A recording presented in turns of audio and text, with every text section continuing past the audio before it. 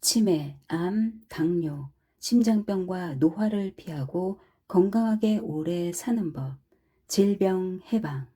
피터 아티아, 빌 기퍼드 지음, 이한음 옮김. 3부 12장 운동의 기본 익히기.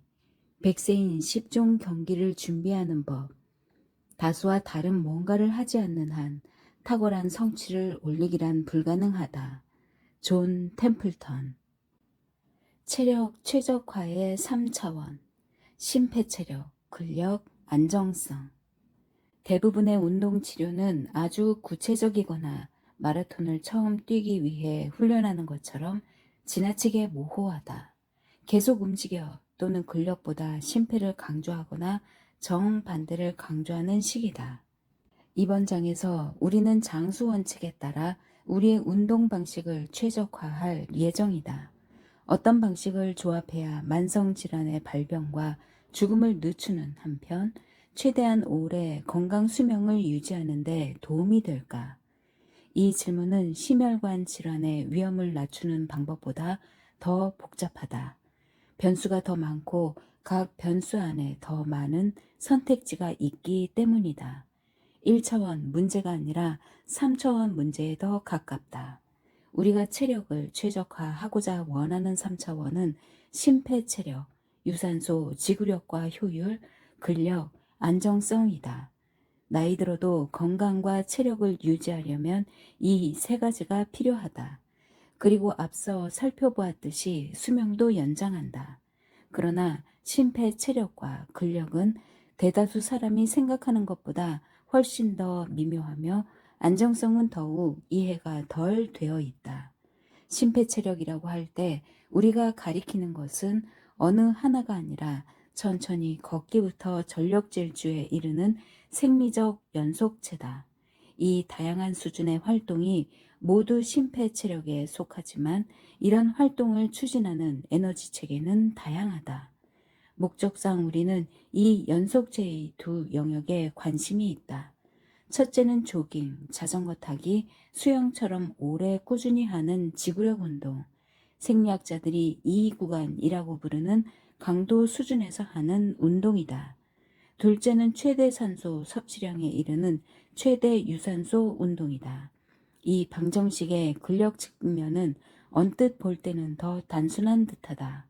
하중이나 다른 힘, 중력 고무띠 등의 형태로 가해지는 저항에 맞서서 근육을 쓰면 근육은 적응하면서 점점 강해질 것이다.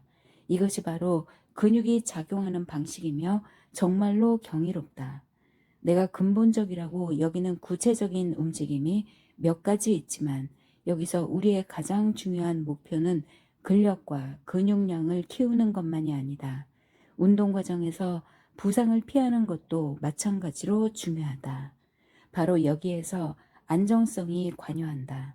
다음 장에서 상세히 다루겠지만 안정성은 심폐체력, 유산소 체력과 근력 못지않게 중요하다. 정의하기가 좀 어렵지만 나는 안정성이 우리가 다치지 않으면서 다른 모든 일을 할 수 있도록 해주는 탄탄한 토대라고 생각한다. 안정성은 우리를 방탄으로 만든다. 앞에서 만나본 소피는 나이에 비해 비교적 건강했지만 안정성이 부족해 부상에 취약했을 가능성이 높다. 같은 양상을 띠면서도 알아차리지 못하는 사람들이 많다. 나도 20대에 그랬다. 자신이 얼마나 건강한가와는 거의 상관없다. 건강해도 여전히 위험에 처할 수 있다. 우리가 운동을 이야기할 때 최대 산소 섭취량과 근력 같은 기존 체력 척도뿐 아니라 무엇보다 부상 저항성을 강조하는 이유가 바로 이 때문이다. 이제 각자에게 맞는 백세인 10종 경기를 위한 훈련 프로그램을 짜는데 도움이 될 각 부문의 기본 틀을 구축해 보기로 하자. 이 구간 운동의 탁월한 효능, 유산소 지구력과 효율 높이기. 당신은 지금까지의 운동 이야기에서 빠진 단어가 하나 있음을 알아차렸을 것이다. 바로 열량 칼로리이다. 대다수의 사람은 운동의 유일한 주요 혜택까지는 아니라고 해도 주요 혜택 중 하나가 열량 태우기라고 생각한다.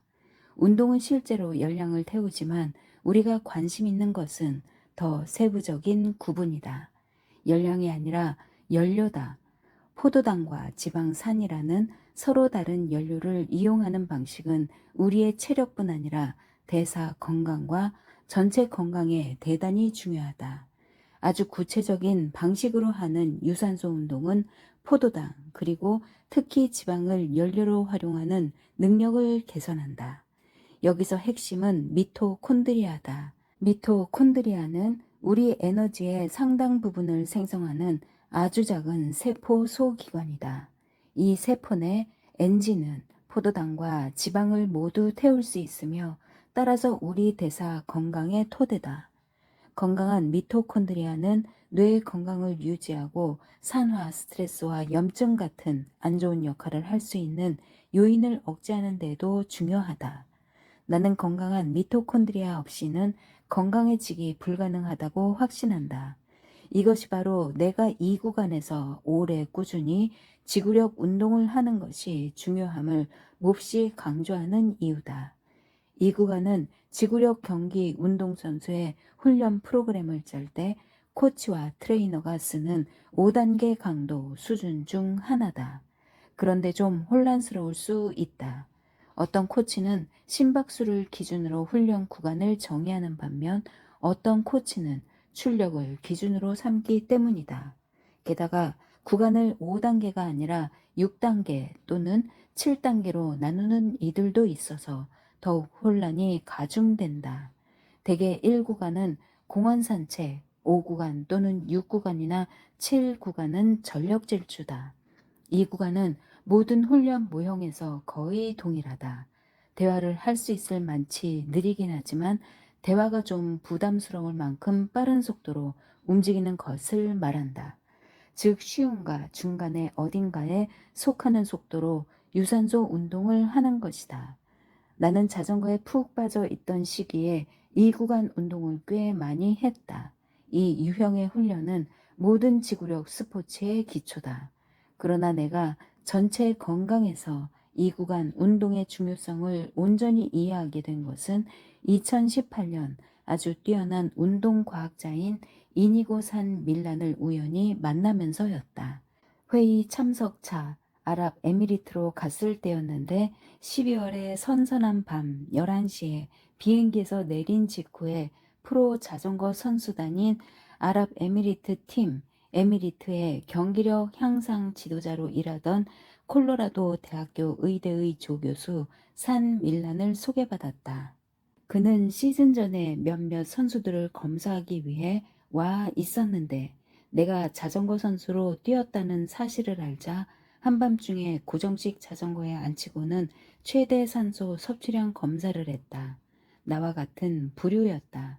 스페인 태생으로 프로 자전거 선수로 뛴 적이 있는 그는 최고의 프로 자전거 선수 수백 명을 포함해 여러 스포츠 종목에서 많은 운동선수 및 코치와 함께 일해왔다. 또 그는 2020년과 2021년 뚜르드 프랑스 우승자, 2022년에는 2위인 타데기 포가차르의 개인 코치이기도 하다. 스포츠 분야에서 인상적인 경력을 쌓았지만 그가 진정으로 열정을 쏟고 있는 분야는 운동과 미토콘드리아 건강, 암과 2형 당뇨병 같은 질병의 관계를 연구하는 일이다. 그는 지구에서 가장 건강한 사람들, 프로 자전거 선수 같은 엘리트 지구력 운동 선수들과 일하면서 얻은 깨달음을 토대로 가장 건강하지 못한 사람들, 인구의 3분의 1에서 2분의 1까지 차지하는 대사 질환이 있거나 대사에 문제가 있는 사람들을 도울 방법을 찾아내고 싶다고 설명했다. 젖산염 수치와 미토콘드리아 건강의 중요성. 산 밀라는 건강한 미토콘드리아가 운동 수행 능력과 대사 건강의 핵심이라고 본다. 우리 미토콘드리아는 포도당과 지방산을 둘 다 에너지로 전환할 수 있다. 그러나 포도당이 여러 방식으로 대사될 수 있는 반면 지방산은 미토콘드리아에서만 에너지로 전환될 수 있다. 대개 비교적 저강도로 운동하는 사람은 지방을 더 많이 태운다. 반면에 상대적으로 고강도로 운동하는 사람은 포도당에 더 의존한다. 미토콘드리아가 더 건강하고 더 효율적일수록 지방을 활용하는 능력도 더 커진다. 지방은 월등한 차이로 몸에 가장 효율적이고 가장 풍부한 연료 공급원이 된다. 지방과 포도당이라는 두 연료를 활용하는 능력을 대사 유연성이라고 한다. 우리가 갖추기를 바라는 것이 바로 이 능력이다. 우리는 6장과 7장에서 지방의 거침없는 축적과 흘러넘침이 어떻게 당뇨병과 심혈관 질환 같은 질병을 낳는지 살펴보았다. 건강한 미토콘드리아 이구간 운동을 통해 함양된 이 지방 축적을 억제하는 데 기여한다. 몇 년 전 산 밀라는 동료인 조지 브룩스와 함께 이 점을 보여주는 흥미로운 논문을 발표했다. 그들은 세 집단을 비교했다. 프로 자전거 선수, 적당한 수준으로 활동하는 건강한 남성, 대사 증후군의 기준에 들어맞는 사실상 인슐린 저항성이 생긴 앉아 생활하는 남성이었다. 연구진은 실험 참가자들을 체력에 맞춘 최대 심박수의 약 80% 강도 수준에서 고정식 자전거를 타도록 했다. 그러면서 그들이 얼마나 효율적으로 출력을 내는지 파악하기 위해 들이마시는 산소량과 내뱉는 이산화탄소량을 측정했다. 또 사용하는 주된 연료가 무엇인지도 분석했다. 그들은 집단별로 놀라운 차이가 있음을 발견했다. 프로 자전거 선수들은 주로 지방을 꾸준히 태워 엄청난 양의 출력을 내면서 거침없이 탈 수 있었다. 반면에 대사 증후군이 있는 이들은 처음 페달을 밟을 때부터 거의 오로지 포도당을 연료 공급원으로 썼다. 저장된 지방을 쓰는 능력이 거의 제로였다. 다시 말해 대사 유연성이 없다는 뜻이었다. 오로지 포도당만 쓸 뿐 지방은 쓰지 못했다. 분명히 이 두 집단 프로 운동선수들과 앉아 생활하는 건강하지 못한 사람들은 더할 나위 없이 달랐다. 여기서 산 밀라는 앉아서 생활하는 사람들이 뚜르드 프랑스에 출전하는 자전거 선수들과 비슷한 방식으로 훈련을 받을 필요가 있음을 깨달았다. 프로 자전거 선수는 일주일에 30, 35시간 자전거 타기 훈련을 하는데 그중 80%를 이 구간으로 탄다. 운동선수에게 이 훈련은 더욱 강도 높은 다른 모든 훈련을 위한 토대를 구축하는 과정이다. 주의할 점은 프로 자전거 선수의 이 구간이 대다수 사람에게는 5구간처럼 여겨진다는 것이다. 그러나 산 밀라는 이 구간 훈련이 프로 자전거 선수에게 기본이 되는 것 못지않게 선수가 아닌 사람에게 더욱 중요하다고 믿는다. 이유는 두 가지다. 하나는 이 훈련이 160km 자전거 경주를 하든 자녀나 손주와 놀든 살아가면서 하는 모든 일을 위한 지구력의 토대를 쌓아주기 때문이다. 또 하나는 이 훈련이 미토콘드리아의 건강과 효율을 개선함으로써 만성 질환을 예방하는 데 중요한 역할을 한다고 그가 믿기 때문이다. 이것이 바로 내가 유산소 지구력과 효율 운동, 이 구간 운동이 백세인 10종 경기 훈련 프로그램의 첫 번째 요소라고 믿는 이유다. 이 구간에서 운동을 할 때는 대부분 1형 근섬유인 느린 수축 근섬유, 느린 연축 근섬유가 이 작업을 수행한다.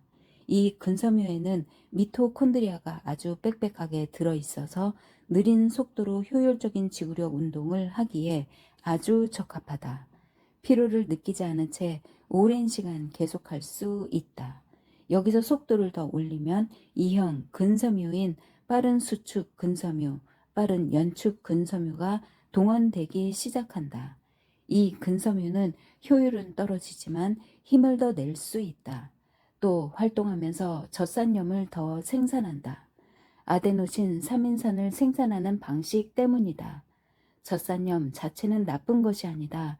훈련된 운동선수는 젖산염을 일종의 연료로 재활용할 수 있다. 문제는 젖산염이 수소이온과 짝을 지어서 젖산이 되며 이 수소 이온이 힘든 운동을 할 때 근육에 타는 듯한 느낌을 불러 일으킨다는 것이다. 학술적으로 산밀라는 이 구간을 젖산염이 쌓이지 않으면서 유지할 수 있는 최대 운동 수준이라고 정의한다. 젖산염을 생산하긴 하지만 쌓이지 않도록 제거할 수 있을 때를 말한다. 미토콘드리아 엔진의 효율이 더 좋을수록 우리는 젖산염을 더 빨리 제거할 수 있으며 따라서 이 구간을 유지하면서 더 힘을 낼 수 있다. 이런 유형의 운동을 할 때 타는 느낌을 받는다면 젖산염을 제거할 수 있는 양보다 더 많이 생산하는 너무 힘든 단계로 나아가고 있을 가능성이 높다. 나는 수학광이고 생체 표지자와 피드백을 좋아하기 때문에 이런 식으로 운동을 할 때 휴대용 젖산염 측정기를 써서 내 속도가 적당한지를 확인하기 위해 젖산염 수치를 재곤한다. 젖산염 수치를 일정하게 유지하는 것이 목표인데 1.7, 2.0 밀리몰이 이상적인 수준이다. 대다수 사람에게는 이것이 이 구간의 문턱값이다. 내가 너무 열심히 운동한다면 젖산염 수치가 올라갈 것이고 그러면 출력이 떨어질 것이다. 몸 상태가 좋은 날에는 운동이 비교적 수월하다고 느껴지기에 이 구간에서 더욱 힘을 내고 싶은 유혹을 받곤 한다. 이 점을 강조하는 것은 젖산염이 말 그대로 이 구간을 정의하는 것이기 때문이다. 젖산염 수치를 이 범위에서 계속 유지하면 운동을 지속할 수 있다. 휴대용 젖산염 측정기가 없더라도 대다수가 그럴 텐데 자신의 이 구간 범위를 꽤 정확하게 추정할 수 있는 방법이 있다. 자신의 최대 심박수, 추정값이 아니라 실제로 심박수 측정기로 잰 최대값을 안다면 이 구간은 체력 수준에 따라서 이 최대값의 약 70, 85%에 해당한다. 범위가 꽤 넓으므로 나는 환자들에게 처음에는 운동 자각도를 이용하라고 권한다. 이를 대화 검사라고도 한다. 얼마나 힘이 드는가, 말하기가 얼마나 힘든가, 이 구간의 상한에 다다랐다면 말을 할 수는 있겠지만 대화를 이어가고 싶지 않을 것이다. 문장을 온전히 말할 수조차 없다면 3구간에 들어섰을 가능성이 높다. 3구간은 너무 열심히 운동한다는 뜻이다. 반면에 대화를 아주 편하게 할 수 있다면 1구간에 있다는 의미다. 운동이 너무 쉽다. 각자 체력에 따라서 2구간 출력은 아주 다양하다. 산 밀란과 브룩스의 연구를 보면 프로 자전거 선수는 이 구간에서 약 3000와트의 출력을 낸다. 반면에 앉아 생활하면서 대사가 건강하지 못한 이들은 상대적으로 동일한 수준의 강도에서 약 100와트밖에 생산하지 못한다. 엄청난 차이다. 이 출력을 체중 1kg당 와트로 나타내면 차이가 더욱 뚜렷해진다. 체중이 70kg인 자전거 선수는 킬로그램당 4와트 이상을 내는 반면 체중 100kg을 넘는 앉아 생활하는 사람은 킬로그램당 겨우 약 1와트를 낼 수 있었다. 이 뚜렷한 차이는 건강하지 못한 이들의 미토콘드리아, 엔진, 이 운동선수의 것보다 효율이 훨씬 떨어진다는 사실에서 비롯된다. 그래서 그들의 미토콘드리아는 산소를 써서 지방과 포도당을 태우는 호기성 호흡에서 포도당만 태우고 젖산염을 생산하는 효율이 훨씬 낮은 해당 과정, 바르부르크 효과를 통해 암세포가 에너지를 생산하는 방식과 비슷한 과정으로 아주 빠르게 전환한다. 일단 이런 식으로 에너지를 생산하기 시작하면 젖산염이 축적되면서 운동은 금세 지속 불가능해진다. 미토콘드리아를 변형시켜 훨씬 더 심각한 결과를 빚어내는 유전 질환도 있지만 다행히 드물다.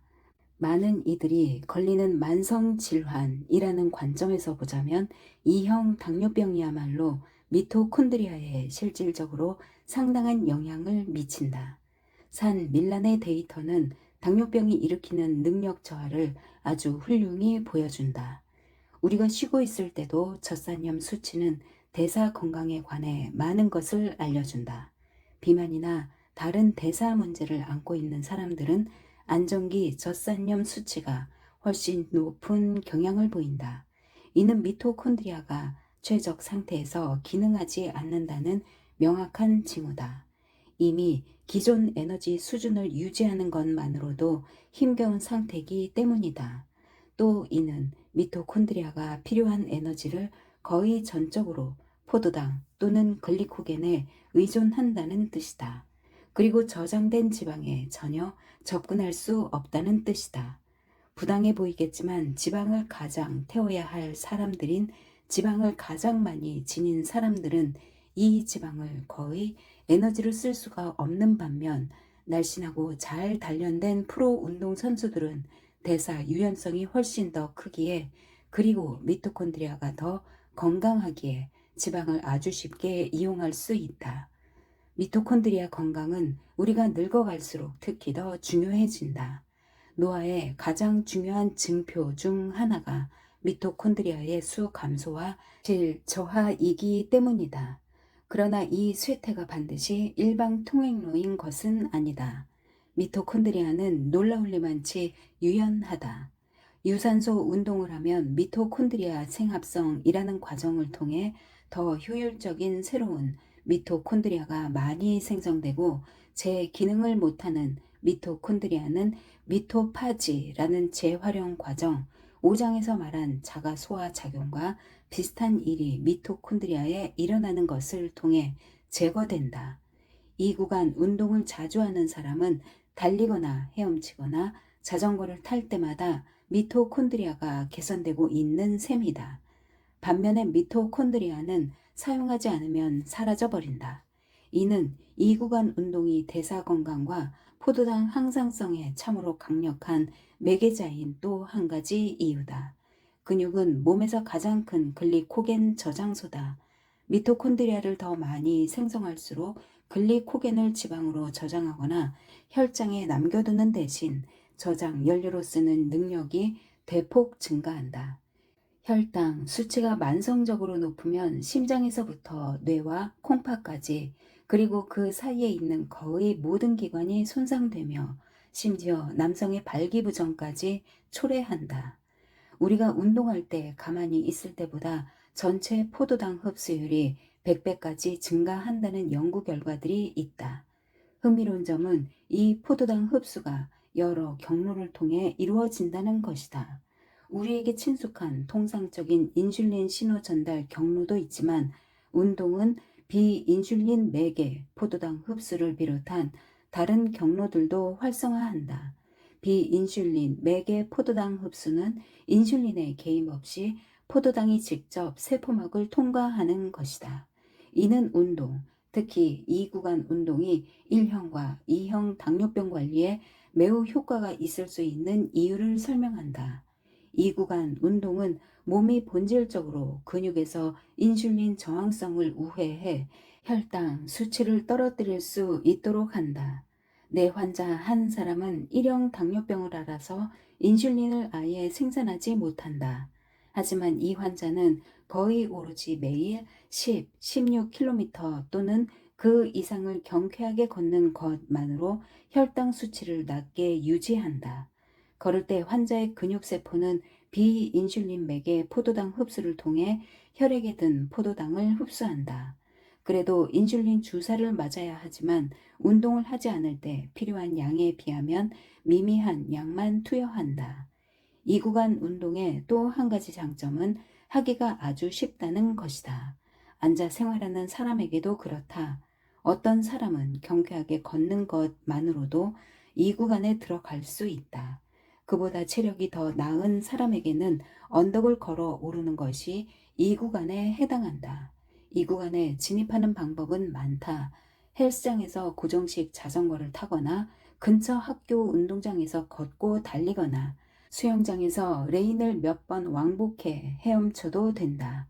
중요한 점은 자신의 생활 습관에 맞고 즐겁게 할 수 있고 이 구간 검사를 충족하는 꾸준한 속도로 할 수 있는 방법을 찾아내는 것이다.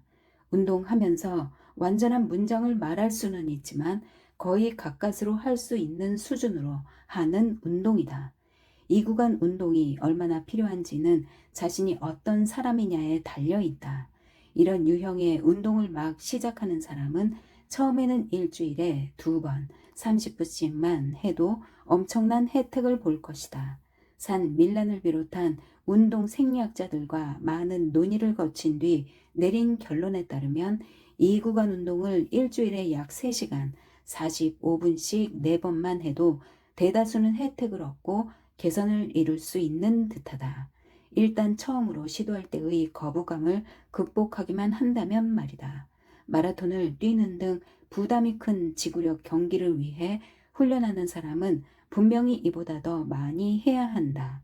나는 이 구간 운동의 혜택을 너무나 굳게 믿고 있기에 내 운동 계획을 짤 때 이것을 토대로 삼았다. 나는 일주일에 4번 이 구간 문턱에서 고정식 자전거를 약 1시간씩 타고 난다. 이 구간에서의 진행 양상을 추적하는 한 가지 방법은 이 강도 수준에서 출력을 와트로 측정하는 것이다. 많은 고정식 자전거는 탈 때 출력을 와트로 보여줄 수 있다. 이 구간 운동을 할 때 평균 와트 출력을 체중으로 나누면 킬로그램당 와트가 나온다. 우리가 따지는 것은 이 값이다. 따라서 체중이 60kg이고 이 구간 운동으로 125와트를 생산할 수 있다면 이 와트 퍼 킬로그램 남짓이 되며 이는 체력이 꽤 되는 사람에게서 예상할 수 있는 수준이다. 이 값은 대체로 표준에 해당하지만 체력이 꽤 좋은 사람은 3와트 퍼 킬로그램, 프로 자전거 선수는 4와트 퍼 킬로그램 이상을 낼 수 있다. 중요한 것은 숫자가 아니라 시간이 흐르면서 얼마나 나아지고 있느냐다. 달리거나 걷는 사람에게도 같은 원칙이 적용된다. 개선될수록 이 구간 운동 속도는 더 빨라질 것이다. 이 구간 운동은 자체로는 좀 지루할 수 있으므로 나는 그 시간에 팟캐스트나 오디오북을 듣거나 연구하고 있는 주제를 생각한다. 이 구간 운동의 부수적인 혜택은 뇌의 혈류를 늘리고 앞서 말한 뇌유래, 신경, 영양 인자의 생산을 자극함으로써 인지력 향상에 기여한다는 점이다. 이는 이 구간이 우리 알츠하이머병 예방 프로그램의 대단히 중요한 부분을 차지하는 또 다른 이유다. 나는 이 구간을 집에 토대를 쌓는 것과 비슷하다고 생각한다. 대다수는 이 토대를 눈으로 직접 보지 못하겠지만 그럼에도 토대 쌓기는 우리가 하는 다른 거의 모든 것을 뒷받침하는 데 기여하는 중요한 일이다. 운동에서도 그렇고 삶에서도 그렇다. 최대 유산소 출력 운동, 최대 산소 섭취량 높이기. 이 구간이 지속 가능한 속도로 순탄하게 달리는 것 같은 안정된 상태를 나타낸다면 최대 산소 섭취량은 거의 정반대다. 강도가 훨씬 더 높다. 몇 분 동안 힘들게 달리면서 측정하는데 그래도 여전히 전력 질주에는 못 미친다. 최대 산소 섭취량일 때는 대개 호기성 경로와 현기성 경로를 조합해 에너지를 생산하지만 산소 소비율은 최대에 달한다. 산소 소비가 핵심이다. 이 구간 운동은 미토콘드리아 건강과 포도당 흡수와 대사 유연성을 개선하는 등 여러 좋은 일을 하는 것 외에 최대 산소 섭취량도 다소 개선한다. 그러나 최대 산소 섭취량을 정말로 높이고 싶다면 이 구간에서 더 구체적으로 운동을 할 필요가 있다. 대개 우리는 새로운 운동을 시작하는 환자들에게는 이 구간에서 약 5, 6개월 동안 꾸준히 운동하게 한 다음 최대 산소 섭취량 훈련을 하게 한다. 내가 이 점을 이토록 강조하는 이유 중 하나는 11장에서 말했듯이 이 최대 유산소 능력이란 척도가 장수와 강한 상관관계에 있기 때문이다. 나는 모든 환자에게 최대 산소 섭취량 검사를 한 다음 이 수치를 개선하는 방향으로 운동 계획을 짠다. 설령 당신이 고강도 지구력 경기에 나서지 않더라도 당신의 최대 산소 섭취량은 알 수 있고 또 알아야 하는 중요한 값이다. 이 검사를 받을 수 있는 곳은 많다. 대형 피트니스 체인점 중에도 하는 곳이 있다. 안 좋은 소식은 최대 산소 섭취량 검사를 받을 때는 산소 소비량과 이산화탄소 생산량 측정에 사용하는 마스크를 쓴 채로 아주 힘들게 고강도로 자전거를 타거나 트레드밀에서 달려야 한다는 것이다. 소비하는 산소량이 최대가 되는 때는 대개 무너지기 직전, 더 이상 계속할 수 없는 시점에 다다르기 직전이다. 이때 최대 산소 섭취량을 얻는다. 우리는 모든 환자에게 최소한 해마다 한 차례씩 이 검사를 하며 그때마다 그들은 진저리를 친다. 이렇게 잰 뒤에 체중별로 보정해서 연령과 성별에 따라 결과를 비교한다. 이것이 왜 중요할까? 우리의 최대 산소 섭취량이 신체의 능력을 대변하는 꽤 좋은 근사 척도기 때문이다. 이 척도는 우리가 무엇을 할 수 있는지 그리고 무엇을 할 수 없는지를 알려준다. 12-1을 보자. 나이별 최대 산소 섭취량의 낮은 값, 평균 값, 높은 값이 나와 있다. 여기서 두 가지가 두드러진다. 첫째, 각 연령 집단의 상위 5%와 하위 5%, 위쪽 선과 아래쪽 선은 체력에 엄청난 격차가 있다. 둘째, 최대 산소 섭취량은 나이를 먹으면서 놀라울 만치 급격히 감소하며 이 감소는 기능 저하에 상응한다. 이 값이 줄어들수록 할 수 있는 일도 줄어든다. 예를 들어 나이에 맞는 평균 체력을 지닌 35세 남성, 즉 30대 중반의 최대 산소 섭취량을 지닌 남성은 10분에 1.6km의 속도, 시속 9.6km로 달릴 수 있어야 한다. 그러나 70세에는 인구 중 가장 체력이 좋은 5%만이 이 속도로 달릴 수 있을 것이다. 마찬가지로 45, 50세의 평균적인 사람은 계단을 경쾌하게 오를 수 있겠지만 최대 산소 섭취량 32, 75세에는 이 연령 집단의 상위 5%에 속한 사람만이 그럴 수 있다. 우리가 젊거나 중년일 때는 쉬운 활동이 나이 들수록 설령 불가능하지는 않더라도 어려워진다. 끝자락 10년에 그토록 많은 사람이 비참해지는 이유를 이것으로 설명할 수 있다. 너무나 많은 일을 아예 할 수 없기 때문이다. 나는 환자들의 최대 산소 섭취량을 최대한 높이기 위해 계속 밀어붙인다. 나이를 먹어도 신체의 기능을 높은 수준으로 유지할 수 있도록 하기 위해서다. 내 이상적인 목표는 그들을 해당 나이와 성별의 엘리트 수준 상위 약 2%에 진입시키는 것이다. 이 수준에 다다르면 나는 잘했다고 하면서 이렇게 덧붙인다. 그럼 이제 자기 성별에서 20년 더 젊은 나이에 엘리트 수준으로 나아가 볼까요? 극단적인 목표처럼 보일지 모른다. 그러나 당신이 눈치채지 못했을까봐 알려주는데 나는 목표를 높게 세우는 것을 좋아한다. 여기에는 나름의 논리가 있다. 당신이 50세 여성이며 등산을 즐긴다고 하자. 또 퇴직 후에도 등산을 계속하고 싶다. 이런 활동을 하려면 최대 산소 섭취량이 약 30은 되어야 한다. 편의상 당신이 자기 나이의 100분위수 50이라고 하자. 약 32ml per kg per 분에 해당한다. 지금 당신은 등산을 할 수 있다. 좋은 소식처럼 들린다. 그러나 사실은 안 좋은 소식이다.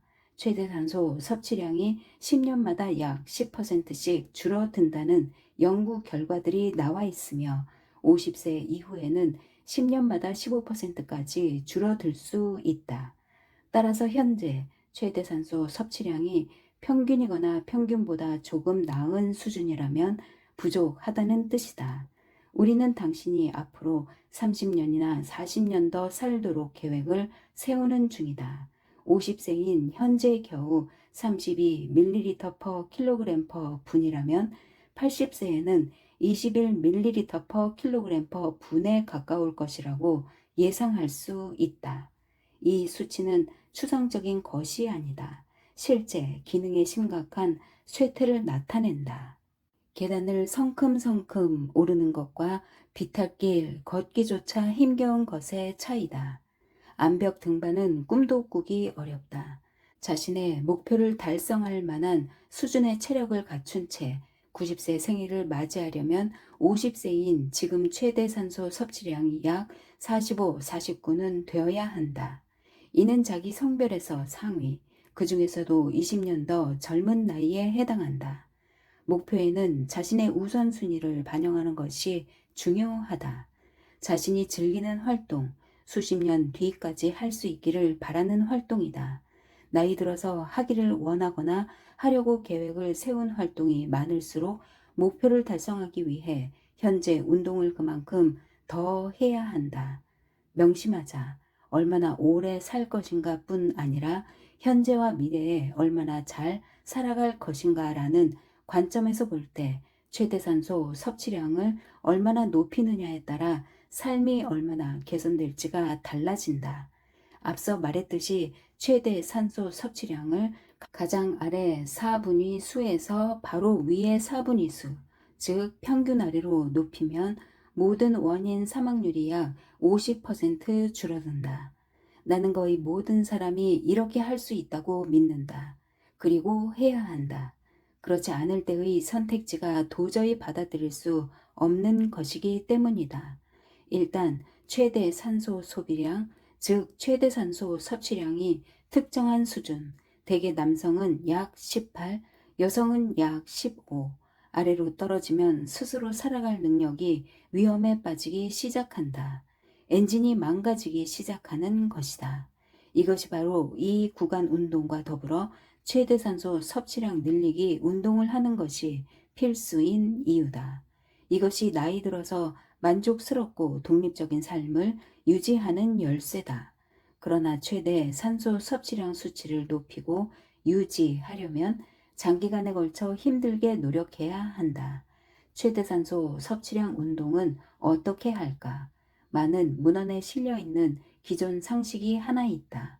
10주 운동을 하면 노인의 유산소 능력이 약 13% 향상될 수 있다는 것이다. 또한 연구에서는 52주 운동을 계속하자 17%가 향상되었다고 나왔다. 괜찮아 보이지만 나는 이런 결과가 그저 무엇이 가능한지를 살짝 보여준 것에 불과하다고 생각한다. 의학 2.0이 하는 일이 대개 그렇듯이 이 연구들은 거의 예외 없이 설정한 기간이 너무 짧다. 우리는 겨우 8주가 아니라 평생 지속하는 운동 프로그램을 이야기하는 중이다.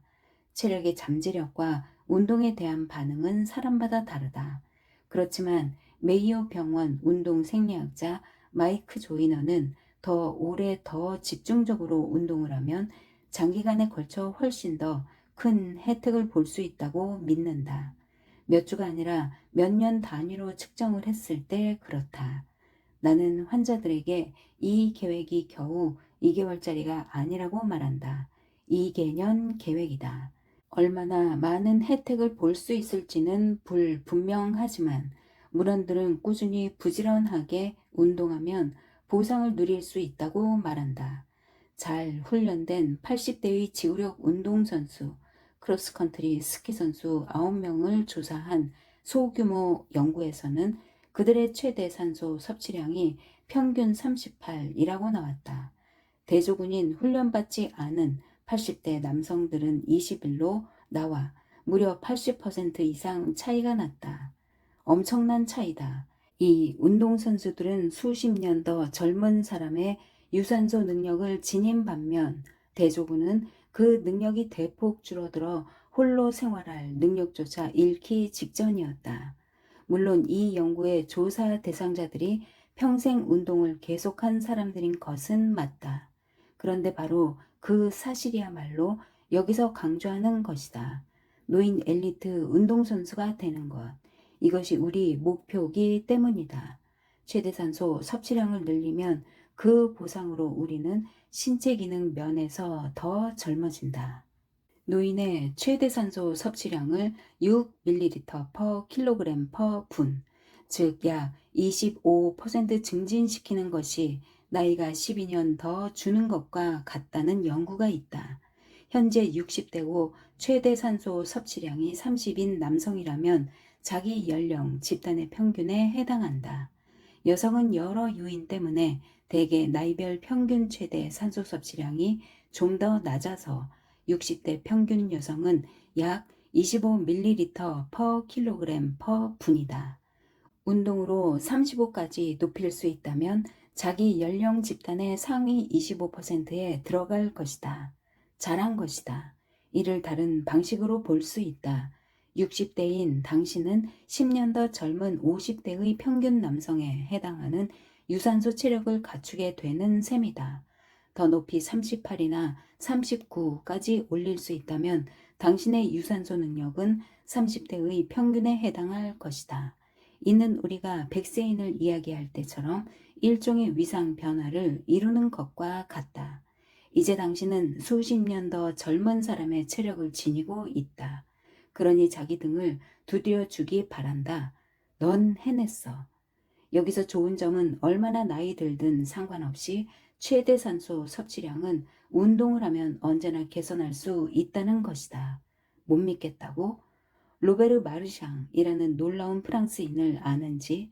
그는 101세의 나이에 1시간 동안 자전거로 24.25km를 달림으로써 2012년 자기 연령 집단에서 세계 기록을 세웠다.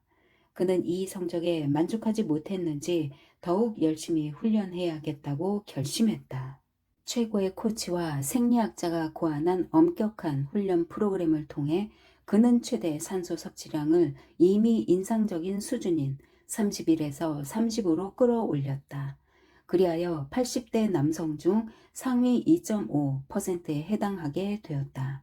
2년 뒤인 103세에 그는 1시간 동안 거의 27km를 달림으로써 자기 기록을 경신했다. 이 인상적인 성과는 최대 산소 섭취량을 개선하는 일이 언제 시작하든 늦지 않다는 사실을 잘 보여준다. 세계 기록을 세우겠다고 나서지 않더라도 우리의 최대 산소 섭취량 훈련 방법은 엘리트 운동선수들이 하는 방법과 꽤 비슷하다. 이 구간 운동을 하는 한편으로 일주일에 한두 차례 최대 산소 섭취량 운동을 추가하는 것이다. 고강도 인터벌 운동은 대개 초 단위로 재는 식으로 각 운동의 간격이 아주 짧다. 반면에 최대 산소 섭취량 운동은 3, 8분으로 간격이 더 길다. 그리고 강도가 한 단계 더 낮다. 나는 틀에 고정한 도로용 자전거나 로잉 머신, 실내 조정 훈련 기구를 써서 이 운동을 하지만 트레드밀 또는 육상 트랙에서 달리는 방법으로도 할 수 있다.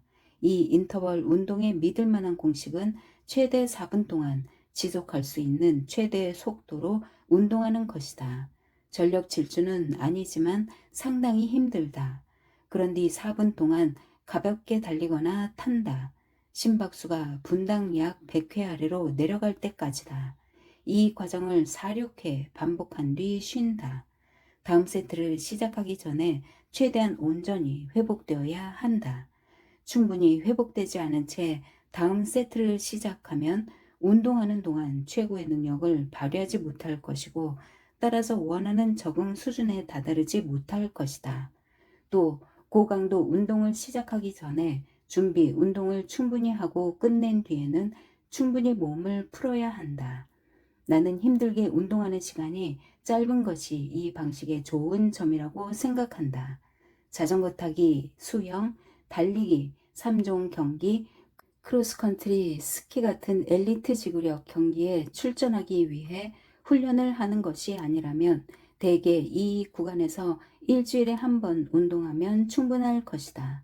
다른 운동 프로그램을 수행할 때 능력이 증진되었다는 사실을 금방 알아차릴 것이다. 더 중요한 점은 앞으로 살아갈 인생에서도 그렇다는 것이다.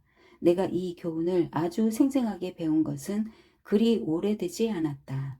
아내와 함께 런던 히드로 공항에서 급하게 환승해야 할 때였다. 그곳에서 환승해 본 사람은 알 테지만 5번 터미널에서 3번 터미널까지 가는 길은 여행 속의 여행이나 다름없다. 환승 항공편에 타려면 우리는 약 1.6km를 8분 이내에 달려야 했다. 각자 9kg짜리 여행 가방을 들고서다. 이 달리기는 이 구간 운동이 아니었다. 그보다 훨씬 더 힘들게 8분 동안 계속 달려야 했다. 이 구간보다는 최대 산소 섭취량 운동에 훨씬 더 가까운 힘을 분출할 수 있어야 했다. 그 순간 우리는 수렵 채집인 조상들이 자주 직면했던 것과 그리 다르지 않은 상황에 놓였다. 주변 환경은 다르지만 공항 속을 달리며 여행하는 것보다 훨씬 더 재미난 사냥에는 느리고 꾸준한 이동 95%와 전력 질주 5%가 필요하다. 영양이나 매머드 같은 동물을 추적해 사냥할 기회를 잡으려면 더 많은 힘을 써야 한다. 요컨대 대다수 사람이 살아갔는데 실제로 필요한 유산소 체력의 종류가 무엇인지 생각해 보면 기본적으로 오랜 시간 천천히 움직이다가 필요할 때 힘차고 빠르게 움직일 수 있는 능력으로 귀결된다. 유산소 체력을 높은 수준으로 훈련하고 유지하는 것, 그리고 지금 그렇게 하는 것은 노년기까지 이러한 기능을 계속 유지하는 데 필수적이다. 어느 면에서 최대 유산소 출력은 고전 영화 이것이 스파이널 탭이다에 나오는 기타 연주자 나이절 터프널의 특수한 앰프 같다. 대부분의 앰프는 볼륨을 10까지 높일 수 있었지만 그의 앰프는 11까지 올라갔다. 그는 이렇게 귀에 쏙 들어오게 설명했다. 한 단계 더 높아요. 가끔 이 범위에 들어가면 기분이 좋아진다. 우리는 몇 초 차이로 비행기를 환승할 수 있었다. 근력과 근육량 상실의 위험. 근력 운동은 내가 14살 때 절친인 존과 함께 프로 권투 선수가 되겠다고 토론토 대학교 스카보로 캠퍼스의 헬스장을 처음 들락거릴 때부터 내게 하나의 기준점이 되어 왔다. 지하 2층의 퀴퀴한 냄새가 나는 동굴 같은 그곳에는 땀을 쏟아내면서 오로지 무거운 쇳덩어리를 들어 올리는데 몰두하는 이들이 죽치고 있었다. 난방시설도 창문도 냉방시설도 없었기에 겨울은 얼어붙을 만치 춥고 여름은 푹푹 쪘다. 그래서 갖은 용을 쓰면서 운동을 하고 나면 녹초가 되어 쓰러지곤 하는 사람도 종종 생겨났다. 우리는 그곳이 무척이나 마음에 들었다. 우리에게는 로스앤젤레스의 베니스 해변에 있는 골즈짐만큼 전설적인 곳이었다. 당시 나는 권투 선수가 되겠다는 야망을 추구하기 위해 그곳에 다녔다. 23세 이후의 내 삶이 어떤 모습일지는 말 그대로 전혀 생각조차 하지 않았다. 중년이 된 지금에야 비로소 나는 당시 그곳에서 운동하던 나이 든 사람들의 진정성이 이해가 간다. 이제 나는 다른 꿈, 잊었을까봐 다시 말하자면 백세인 10종 경기다. 을 추구하고 있지만 현재의 내가 당시에 그들과 같은 위치에 있지 않을까 생각한다. 서글픈 사실은 30대부터 우리 근육량이 줄어들기 시작한다는 것이다. 80세인 남성은 25세였을 때보다 근육 조직이 약 40% 적을 것이다. 흔히 허벅지에 넙다리 4갈래 근, 대퇴 사두근 중 가장 크고 강한 근육인 가쪽 넓은 근, 외측 광근에 단면적으로 측정한다.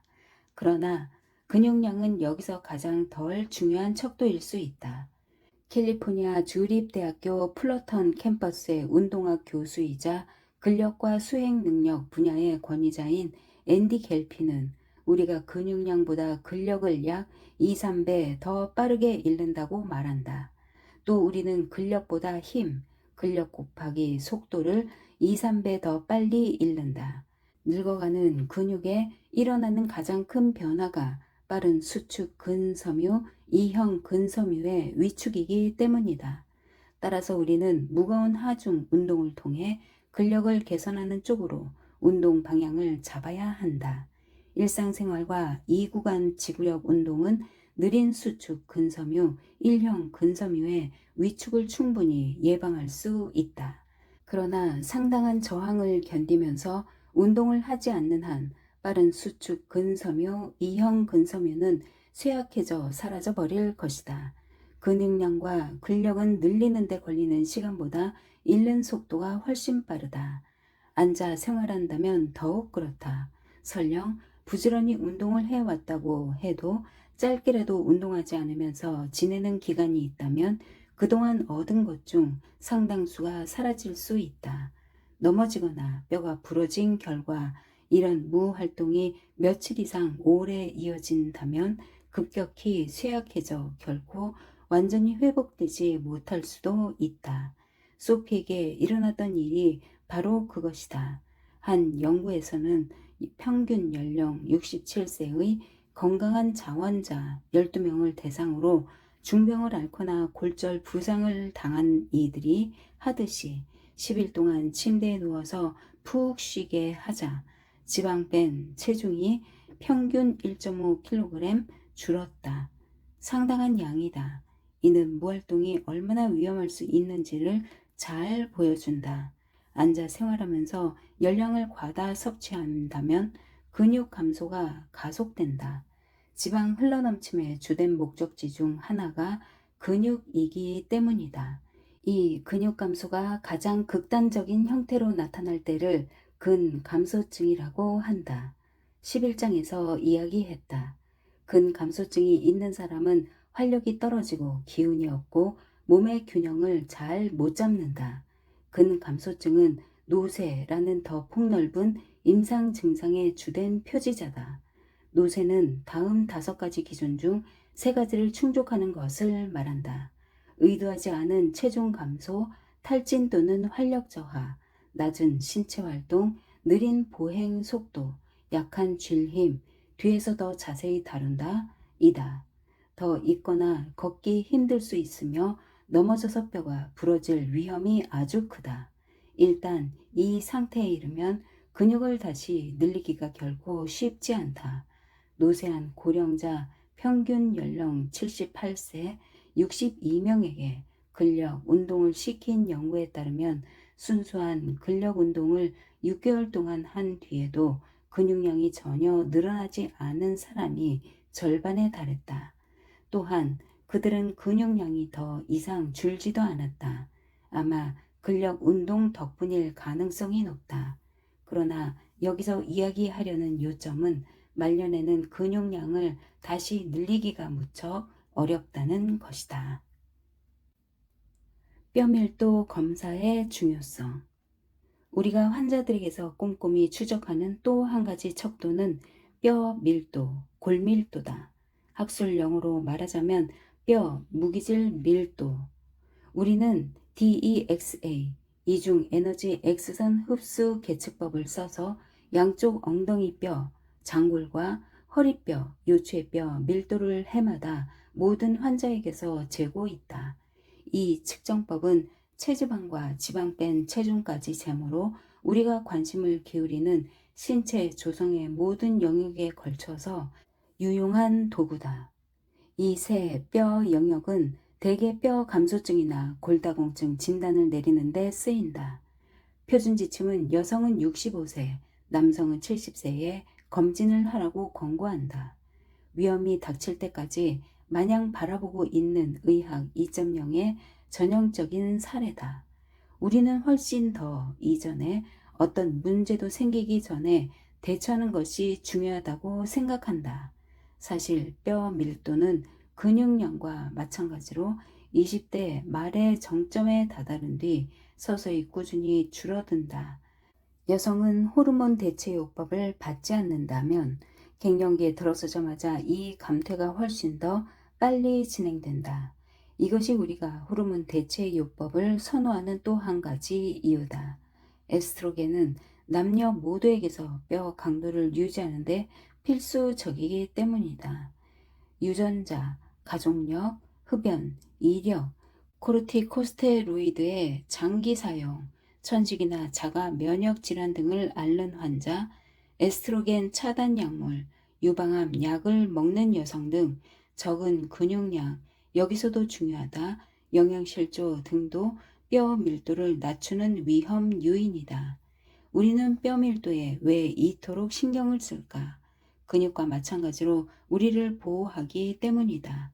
우리는 이 쇠퇴를 늦춤으로써 부상과 신체 노쇠에 맞서도록 하고 싶다. 엉덩이뼈나 넓적다리뼈 골절에 따른 사망률은 일단 65세에 이르면 급증한다. 연구에 따라 다르지만 연간 15, 36%에 달한다. 65세 이상이면서 엉덩이에 골절이 일어난 사람 중 최대 3분의 1이 1년 안에 사망한다는 의미다. 설령 부상으로 죽지 않는다고 해도 침대에 누워있는 기간 동안 근육량에 따라 신체 능력이 얼마나 많이 사라지느냐는 관점에서 볼 때 이 부상은 기능적으로 죽음과 다를 바 없을 수 있다. 65세 이상인 사람들이 침대에 누워있을 때 근육량을 얼마나 빨리 잃는지를 생각해 보라. 우리 목표는 이런 골절이 일어날 가능성이 드러나기 수십 년 전에 이 문제에 대처하겠다는 것이다. 중년의 뼈 밀도가 낮거나 빠르게 감소하는 상태를 검출하면 우리는 다음 4가지 전략을 쓴다. 1. 단백질과 총 에너지 요구량에 초점을 맞추어 영양을 최적화한다. 2. 무거운 하중을 견디는 활동, 특히 무거운 무게를 드는 근력 운동은 뼈 성장을 자극한다. 달리기 같은 충격 스포츠보다 더 그렇다.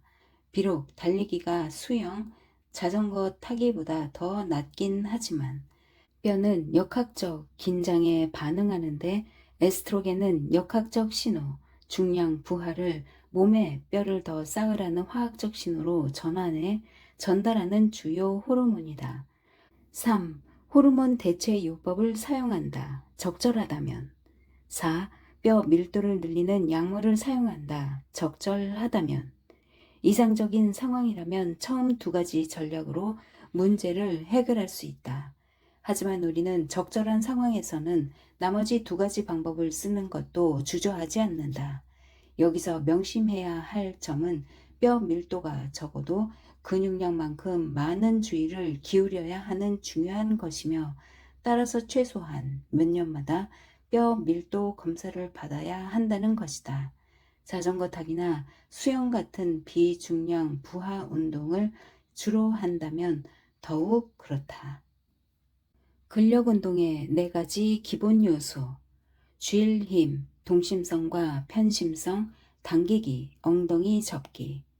나는 근력 운동을 일종의 퇴직연금이라고 생각한다.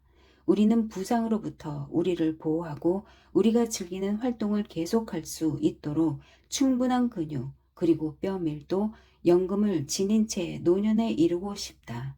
여생을 살아가기에 충분한 돈을 모아놓고서 퇴직하기를 원하는 것처럼 말이다.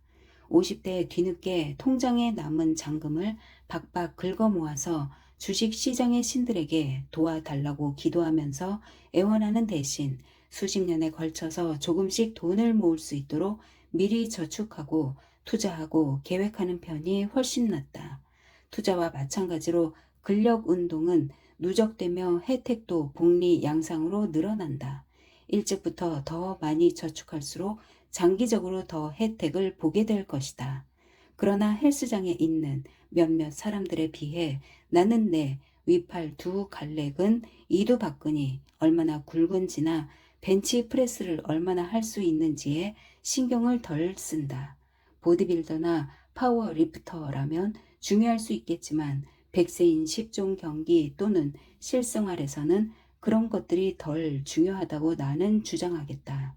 나는 근력에 훨씬 더 중요한 척도가 무거운 것을 얼마나 많이 옮길 수 있는가라고 결론 짓는다. 이 결론은 내 직관뿐 아니라 수렵 채집인과 인류 진화를 연구한 결과에 토대를 둔 것이다.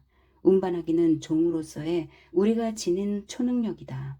이것이 우리가 엄지뿐 아니라 긴 다리 그리고 팔을 지닌 한 가지 이유다. 다른 어떤 동물도 한 곳에서 다른 곳으로 커다란 물체를 효율적으로 운반할 수 없다. 말 같은 가축들은 우리가 교배시키고 훈련시키고 길들였기 때문에 그렇게 할 수 있다. 이는 내가 근력 운동을 바라보는 기본 틀이다. 요컨대 근력 운동은 대체로 뭔가를 운반하는 능력을 개선하는 일이다. 나는 언제나 2손으로 무거운 것을 들고 옮기는 것을 좋아했다.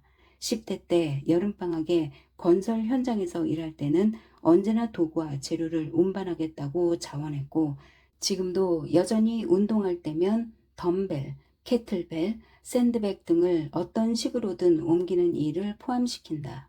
또 나는 러킹이라는 운동에도 꽤 푹 빠져 있다. 러킹은 기본적으로 무거운 배낭을 메고서 빠른 속도로 달리거나 등산하는 것을 의미한다. 일주일에 서너 번 나는 1시간쯤 동네를 돌고 언덕을 오르내린다. 대개 6.5km를 걸으면서 100m쯤 높이를 오르내린다. 23, 27kg을 지고 돌아다니려면 꽤 힘이 들므로 다리와 몸통을 강화하는 한편 심폐기능 증진에 도움이 된다. 가장 좋은 점은 이렇게 돌아다닐 때 휴대전화를 절대 가져가지 않는다는 것이다. 나 홀로 또는 친구나 가족이나 손님과 함께 자연 속에 파묻힌다. 이럴 때 함께 가는 이들도 러킹을 의무적으로 한다. 그래서 차고에 늘 배낭을 2개 놔둔다.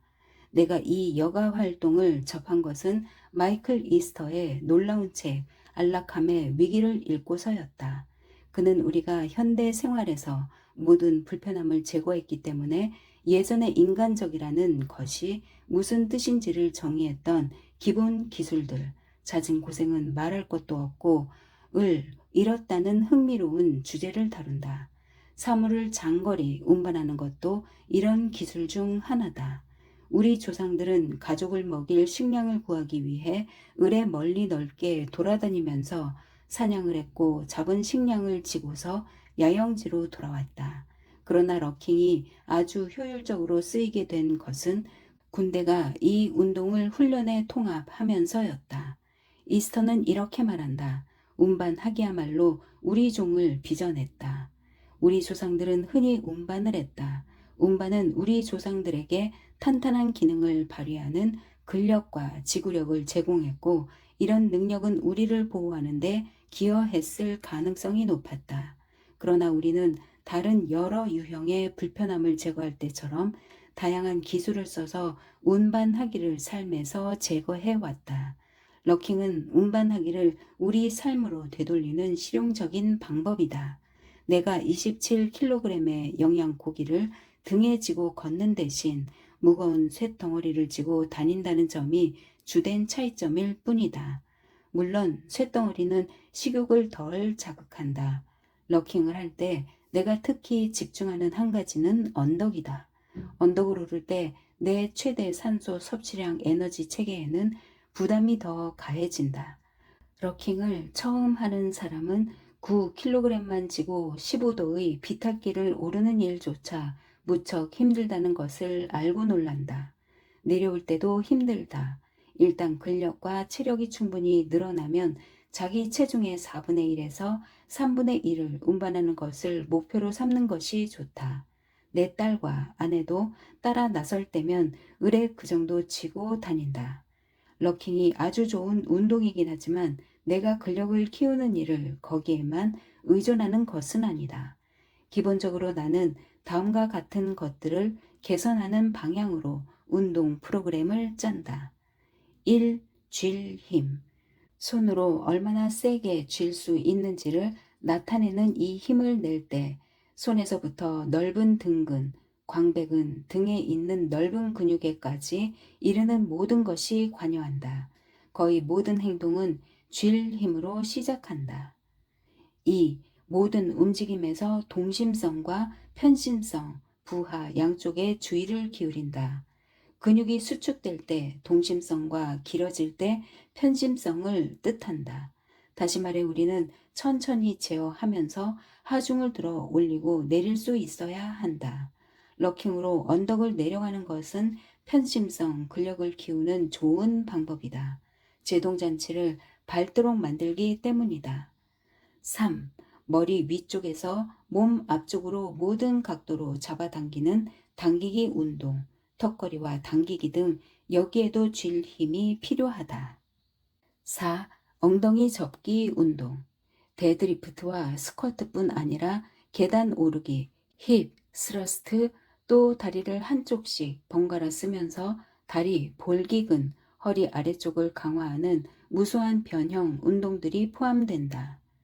나는 근력의 이 네 가지 기본 요소에 초점을 맞춘다. 우리의 100세인 10종 경기와 가장 관련이 깊으면서 앞으로 남은 수십 년 동안 만족스럽고 활기찬 삶을 살아가는데 도움이 되기 때문이다. 강하게 움켜쥘 수 있다면 잼, 병뚜껑을 쉽게 열 수 있다. 잡아당길 수 있다면 장바구니를 옮기고 무거운 물체를 들 수 있다. 엉덩이 접기를 올바로 할 수 있다면 앉은 의자에서 아무런 문제 없이 일어날 수 있다. 나이들 준비를 잘하고 있는 셈이다. 현재 데드리프트를 얼마나 들어 올릴 수 있느냐 하는 문제가 아니다. 20년이나 30년, 40년 뒤에 얼마나 잘 기능하느냐 하는 문제다. 쥘 힘을 첫 번째로 꼽은 이유는 대다수 사람이 사실상 거의 생각조차 하지 않는 것이기 때문이다. 나는 중년 이후에 쥘 힘이 셀수록 총 사망률 위험이 감소한다는 문헌이 엄청나게 많다는 사실을 알고 놀라기까지 했다. 실제로 최대 산소 섭취량과 근육량만큼 데이터가 탄탄하다. 많은 연구가 쥘 힘, 말 그대로 한 손으로 뭔가를 얼마나 세게 움켜쥘 수 있는가으로 얼마나 오래 살 가능성이 있는지를 예측할 수 있으며 노인의 약한 쥘 힘을 앞서 논의한 노화 관련 근육 위축증인 근감소증의 한 증상으로 볼 수 있다고 말한다. 이런 연구들에서 쥘 힘은 전반적인 근력의 대리 지표 역할을 할 가능성이 높다. 그렇지만 쥘 힘은 미끄러지거나 균형을 잃었을 때 자신을 지키는 능력과 전반적인 튼튼함을 가리키는 더 폭넓은 지표이기도 하다. 난간이나 나뭇가지를 움켜쥐고서 버티림이 있다면 넘어지지 않을 수 있다. 그런데 지난 수십 년 사이에 우리 문화에서 피트니스 센터와 헬스장이 널리 퍼졌음에도 미국 성인의 쥘 힘은 놀랍게도 사실상 한 세대 전보다 훨씬 약한 듯하다. 따라서 근육량도 더 적은 듯하다. 1985년 24세 남성의 오른손 쥘 힘은 평균 55kg인 반면 2015년에는 겨우 46kg이었다. 이는 현재 30대인 사람들이 부모 세대보다 훨씬 약한 근력을 지닌 채 중년에 들어서고 있으며 늙어갈수록 문제가 생길 가능성이 더 높음을 시사한다. 쥘 힘은 모든 연령에서 중요하다. 우리가 하는 모든 상호작용은 손에서 또는 뒤에서 논의하겠지만 발에서 시작된다. 움켜쥐기는 골프채 휘두르기부터 장작 패기까지 거의 모든 신체 활동에서 우리의 주된 접촉점이다. 세계와 우리의 인터페이스인 셈이다. 움켜쥐기가 약하면 모든 다른 활동이 약해진다. 쥘 힘, 운동은 별로 복잡하지 않다. 내가 선호하는 방식 중 하나는 흔히 파머스 캐리라고 부르는 것이다. 무거운 헥스바나 덤벨 또는 캐틀벨, 양손에 하나씩을 들고서 1분쯤 걷는 것이다. 복잡거리는 실내에서 사람들 사이로 지나갈 때처럼 캐틀벨을 수직으로 든 채 손목을 완전히 직선으로 유지하고 팔꿈치를 쭉 펴는 것이 요령이다. 우리는 남성 환자에게는 양쪽 손에 자기 체중의 절반인 하중을 들고서 따라서 양쪽을 더하면 체중과 같다. 최소 1분 동안 걷고 여성 환자에게는 체중의 75%까지 들 수 있을 때까지 하라고 권한다. 높은 목표임에는 분명하다. 내일 당장 헬스장에 가서 시도하지는 말기 바란다. 사람에 따라서는 이 운동 검사를 시도하는 수준에 도달하기까지 길게는 1년이나 걸릴 수 있기 때문이다.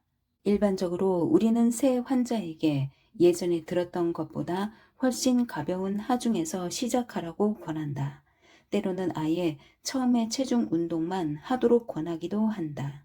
안정성을 다루는 다음 장에서 이야기하겠지만 줄곧 고중량 기구를 붙들고 씨름하기보다 이상적인 움직임 패턴을 배우고 연습하는 것이 훨씬 더 중요하다.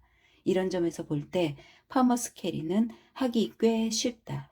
양손에 하중을 들고서 양팔을 옆구리에 댄 채 걷는다. 여기서 가장 중요한 요령은 어깨뼈를 위로 올리거나 앞으로 구부리지 말고 아래로 내리고 뒤로 젖힌 채 유지하는 것이다. 근력 운동을 처음 하는 사람이라면 가벼운 하중에서 시작해 서서히 올린다. 4.5, 6.8kg의 가벼운 것부터 시작해도 좋다. 쥘 힘을 검사하는 또 한 가지 방법은 철봉에서 매달린 자세로 최대한 오래 버티는 것이다. 이것은 매일 하는 운동이 아니다. 어쩌다가 한 번씩 하는 검사용 운동에 속한다. 철봉을 움켜쥐고서 그냥 매달린 채로 체중을 버틴다. 단순하지만 나름 어려운 운동이며 대단히 중요한 어깨 안정근, 안정화 근육의 강화에 기여한다. 이 근육은 다음 장에서 다룰 것이다. 40세 남성은 최소 2분, 40세 여성은 최소 90초 매달릴 수 있을 때까지 하기를 권한다. 40세가 지난 뒤에는 10년마다 목표를 조금씩 낮춘다. 근력 이야기는 동심성 부하와 특히 편심성 부하를 언급하지 않고서는 끝낼 수 없다. 여기서 편심성 부하는 바이셉 컬 운동, 팔 근력 운동의 하나에서 내리기를 할 때처럼 근육이 늘어날 때 부하를 주는 것을 의미한다. 위팔 두 갈래근 이두박근으로 덤벨을 들어 올릴 때처럼 동심성 단계에 초점을 맞추어서 부하를 주는 것은 더 직관적으로 다가온다. 근육은 더 짧아질 때 힘을 내기 때문이다. 우리가 환자에게 하는 검사 중 하나는 높이 46cm 블록에 올라갔다가 3초에 걸쳐서 바닥으로 내려오는 것이다. 높은 계단에서 내려오듯이 한 발을 앞으로 내밀면서 한다. 올라가는 단계는 비교적 쉽지만 대다수는 처음에 3초에 걸쳐서 내려올 때 좀 힘겨워 한다. 편심성 근력과 제어가 필요하기 때문이다. 계단 오르내리기는 13장 끝에서부터 자세히 다룰 것이다. 살면서 특히 나이 들어가면서 많은 이들은 편심성 근력을 잃는다. 넙다리 네 갈래근, 대퇴 사두근의 편심성 근력은 비탈이나 계단을 내려갈 때 필요한 제어를 하도록 해준다. 넘어지거나 골절을 입지 않도록 우리를 보호하는 일에서 정말로 중요하다. 근육에 편심성 부하를 줄 수 있을 때 우리는 관절이 지나친 스트레스를 받지 않도록 예방하는 셈이다. 특히 무릎 관절이 그렇다. 아주 가파른 언덕을 천천히 내려가는 것과 걷잡을 수 없이 마구 달려 내려가는 것을 비교해 보라. 무릎에 전달되는 힘에서 큰 차이가 난다. 결과에서도 큰 차이가 날 가능성이 높다. 안전하게 내려가는 것과 고꾸라져서 얼굴을 땅에 쳐박고 무릎이 깨질 가능성이 높은 것의 차이가 그렇다. 편심성 근력 운동은 비교적 단순하다. 크게 보자면 풀업이나 풀다운 운동에서부터 데드리프트와 로잉 운동에 이르기까지 다양한 들어 올리기 운동에서 내리기 단계에 집중하는 것을 의미한다. 무거운 배낭을 메고 언덕을 내려오는 것은 편심성 근력뿐 아니라 안정성 운동의 중요한 두 가지 구성 요소인 공간 지각과 제어 능력, 다음 장 참조를 강화하는 좋은 방법이다. 또 무릎 통증을 막는 데도 도움이 된다. 모든 세트의 모든 단계에서 이렇게 할 필요는 없다. 무거운 기구를 빨리 움직이거나 옮기는 데만 집중하다가 각 운동의 어느 시점에서 들어 올리기의 편심성 단계에 초점을 맞춰 운동하기만 하면 된다. 다음은 당기기다. 당기기는 쥘 힘과 밀접한 관계에 있다. 당기기는 차 트렁크에서 장바구니를 꺼내거나 암벽을 오를 때 우리가 세상의 의지를 발휘하는 방법으로 고정점 운동의 일종이다. 헬스장에서는 대개 몸 앞쪽에 놓인 하중을 당기는 로잉이나 풀업 형태를 취한다. 내가 최대 산소 섭취량 운동 때 즐겨 쓰는 로잉 머신도 당기는 힘을 늘리는 단순하면서 효과적인 방법이다. 근력의 마지막 기본 요소는 엉덩이 접기다. 이름 그대로다. 척추가 아니라 엉덩이를 구부려 몸에서 가장 큰 근육인 큰 볼기근, 대둔근과 넙다리 뒤 근육, 햄스트링을 강화하는 운동이다. 다시 강조하는데 척추를 구부리지 말자. 삶의 필수적인 아주 강력한 운동이다. 올림픽 스키 점프 경기에서 출발하거나 길을 가다가 운 좋게 동전을 짚거나 단순히 의자에서 일어나거나 할 때 우리는 엉덩이 접기를 한다. 고중량, 데드리프트나 스쿼트처럼 축 부하를 많이 가하면서 엉덩이 접기를 할 때는 척추 부상 위험이 있으므로 조심해야 한다.